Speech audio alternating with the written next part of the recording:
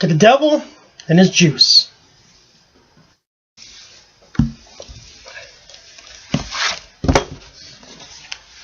Why am I holding these two books up?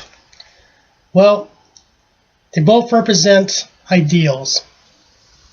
This is the Judeo-Christian Bible, Old and New Testament. This is the Communist Manifesto, written by Karl Marx. And of course, this has a bunch of authors, but we won't go into that. They both represent ideals. And I've written essays in school comparing and contrasting these two. But I won't go into that. My purpose for those is to show my argument really against Fox News. And Fox News is pushing this agenda, or the people representing Fox, of the war on Christmas. And I gotta say, what the fuck is this war on Christmas? Because they're trying to push this agenda saying that atheists are fighting to take Christ out of Christmas, to take the religious aspect out of Christmas. And I can only speak for my friends and family, what little family I have that are atheists, my friends that we don't know what this agenda is about. we never thought about this. They like to bring people on their panel like David Silverman, who is the president of American Atheist. And as you may or may not know, American Atheist has been posting these atheist billboards in the southern part of America and in New York to say, you know, you don't need Christ in Christmas. But the whole purpose of those billboards is to reach out to other fellow atheists, anti-theists, agnostics, who are afraid to come out, as I personally once was, and say, hey, I don't believe in those ideals. And that's pretty much what they're saying, is there are others like you. So don't be afraid. You can come out and we more or less back you, I guess. But Fox News wants to, as far as their agenda goes, say that we are attacking them and their religious beliefs because they're trying to say Christmas is a religious holiday. Now, I won't go too much into the argument of Christmas being a pagan holiday, turned Christian, blah, blah, blah. Fuck all that. We'll just go with the Christmas being for Christ, baby Jesus, right? Yeah, that's kind of the background of it. But really the foreground of this holiday is what? It's about being with family and friends. A lot of us growing up, Christmas was about, if you're fortunate enough to be with your family and friends, holidays, good dinner, presents, eggnog, all that shit. But you remember the memories, right? You don't remember going to church. You don't remember the prayers.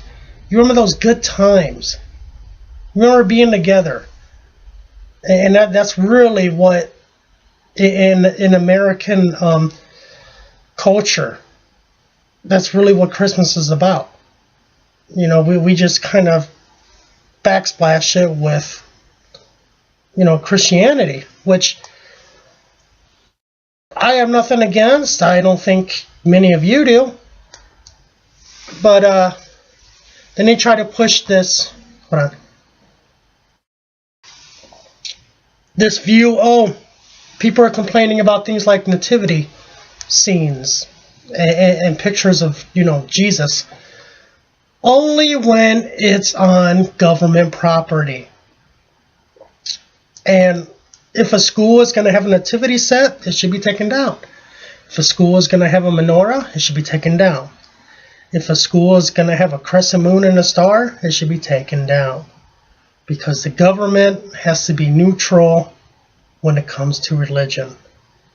It can't be on the same side It's religion. There has to be a wall dividing, no matter what that religion is. So, army bases having to take down crosses and nativity scenes? Yes, because, again, it is a government thing, not a religious thing. So, don't use the fight for government to try to be on your side to defend one's views and religion. Just like if you're going to teach this in a school, treat it the same as you would Greek mythology.